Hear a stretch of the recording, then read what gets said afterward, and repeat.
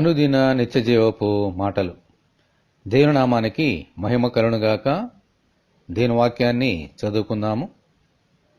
ఇది యెహోవా ఏర్పాటు చేసిన దినము, దీని యందు మనం ఉత్సహించి సంతోషించెదము. కీర్తనల గ్రంథము 118వ అధ్యాయము 24వ వచనం. మన ప్రభువైన యేసుక్రీస్తు మన పాపముల నిమిత్తము ఈ లోకంలోనికి వచ్చి మన పాప భారాన్ని శిలువ మీద మోసి మనందరి కొరకు చనిపోయారు. దేవునికి స్తోత్రము, హల్లెలూయా. అయితే దేవుడు ఏర్పాటు చేసిన దినమైన ఆదివారము నాడు యేసుక్రీస్తు మరణమును జయించి లేచారు. హల్లెలూయా. అందుకే ఆది క్రైస్తవులంతా ఆదివారమున ఎంతో సంతోషముతో ఉత్సాహముతో దేవుని మందిరములో కూడుకొని ఆయనను ఆరాధించేవారు.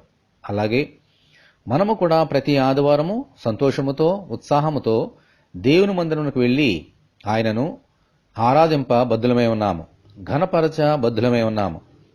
ప్రభువా, ప్రతి ఆదివారము మీ మందిరానికి నడిపించి ఆత్మలో సత్యములో మిమ్మలను ఆరాధించినట్లు దయచేయమని మనమందరము దేవుని ప్రార్థన చేసుకుందాము. ప్రభువా, మీ కొందనాలు తండ్రి, మీరు ఏర్పాటు చేసిన ఆదివారాన్ని బట్టి దేవని కొందనాలు.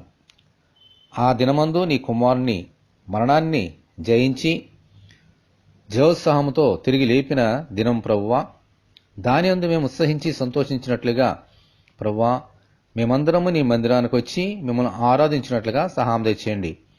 ప్రతి దినము కూడా మీరు ఏర్పాటు చేసిన దినము, ప్రతి దినము కూడా మేము మీ యొక్క రక్షణ అనుభవంతో మిమ్మల్ని స్తుతించినట్లుగా సహాయం తెచ్చేయండి.